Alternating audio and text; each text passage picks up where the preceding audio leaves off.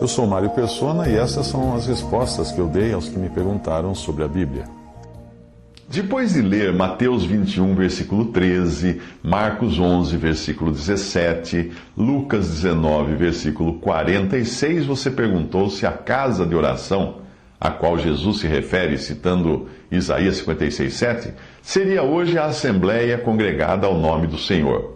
A partir disso, você ficou em dúvida se seria correto identificar o local onde está reunida a assembleia com uma placa na frente escrita Casa de Oração.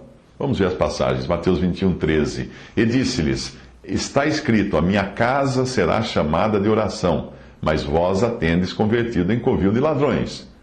Marcos 11, 17. E os ensinava dizendo: não está escrito, a minha casa será chamada por todas as nações casa de oração, mas vós a tendes feito covil de ladrões. Lucas 19, 46. Dizendo-lhes: está escrito, a minha casa é casa de oração, mas vós fizestes dela covil de salteadores. Isaías 56, 7. Também os levarei ao meu santo monte, e os alegrarei na minha casa de oração, e os seus holocaustos e os seus sacrifícios serão aceitos no meu altar, porque a minha casa será chamada casa de oração para todos os povos. Muito bem, é preciso entender que os evangelhos, o tempo dos evangelhos, ocorre ainda dentro do período da lei mosaica. Portanto, o templo físico era a casa de Deus neste mundo e era também a casa de oração para todos os povos.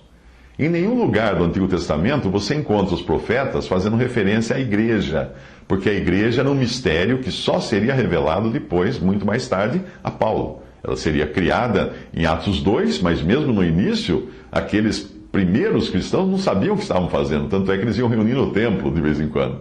Mas daí Deus revelou a Paulo o que era a igreja, o corpo de Cristo, e para pôr fim à antiga dispensação, Deus permitiu a destruição do templo, da casa de oração.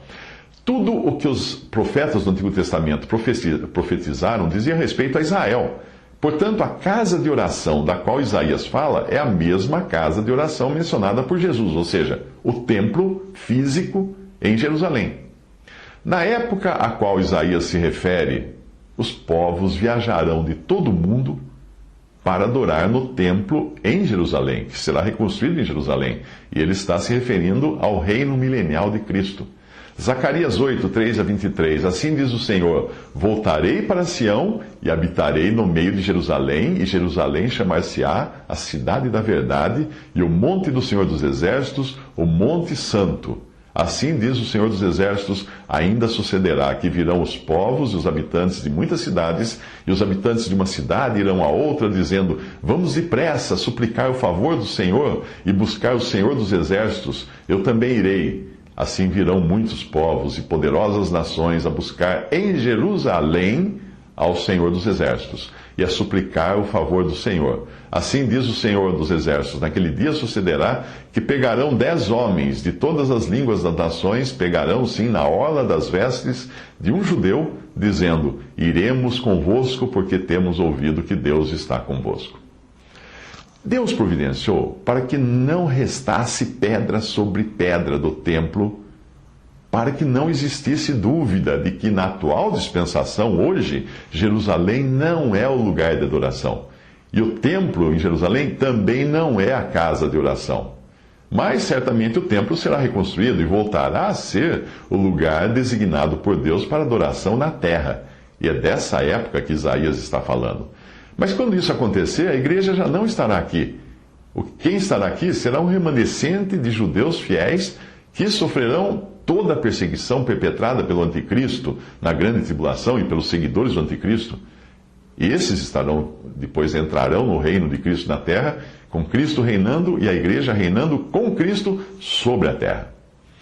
Até a época dos evangelhos, o lugar de adoração era físico, possuía uma estrutura física, um clero, instrumentos musicais, rituais ensaiados, utensílios santificados e uma série de coisas que era prevista na lei de Moisés. Mas isso mudaria quando a igreja fosse formada e os cristãos passassem a se reunir ao nome de Jesus. A pessoa de Jesus seria o que identificaria os salvos por ele, e não mais um lugar físico. Jesus seria o centro de reunião, não Jerusalém. João 4, de 20 a 24. O Senhor Jesus conversando com a mulher samaritana, ela diz: nossos pais adoraram nesse monte, e vós dizeis que em Jerusalém é o lugar onde se deve adorar. Disse-lhe Jesus: mulher, crê-me que a hora vem em que nem neste monte nem em Jerusalém adorareis o Pai. Vós adorais o que não sabeis, nós adoramos o que sabemos, porque a salvação vem dos judeus. Mas a hora vem, e agora é, em que os verdadeiros adoradores adorarão o Pai em espírito e em verdade, porque o Pai procura os tais que assim o adorem. Deus é espírito, e importa que os que o adorem em espírito e em verdade. Os judeus adoravam em verdade, porque eles adoravam no lugar certo com os rituais corretos, porém não adoravam em espírito. Tanto é que não reconheceram o Messias quando veio. Hoje os cristãos podem até adorar em espírito, mas nem todos adoram em verdade, porque não adoram segundo as Escrituras, mas segundo as suas próprias invenções. Criam um monte de coisa que não tem nada a ver com o ensino bíblico, com a doutrina dos apóstolos. Eu não creio ser correto colocar hoje uma placa identificando um lugar físico como casa de oração, porque isso só caberia ao Templo de Jerusalém, esse título, e não a uma construção qualquer ocupada por cristãos.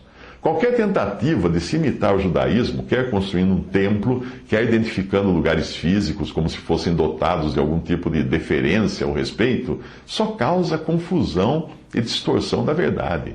É preciso entender que não existe hoje um lugar físico, mas sim um lugar que é apontado pelo Espírito, onde 2 ou 3 são congregados pelo Espírito ao nome de Jesus, porque aí Ele está no meio deles. Esse é o lugar. É um lugar não físico. Passe uma borracha na ideia de um lugar físico de adoração, tipo templo, igreja como templo, né? Catedral, etc., capela, porque isso não existe no cristianismo bíblico, na doutrina dos apóstolos. O que está ao redor daqueles congregados ao nome do Senhor, sejam paredes de pedra, de tijolos, de concreto, tábuas, ou mesmo ar, ou coisa nenhuma, se estiverem reunidos num campo, o que está sobre a cabeça deles, seja telha, sapé ou nuvens, não tem importância alguma. É quem está no meio que importa. Ele é quem faz o lugar de reunião.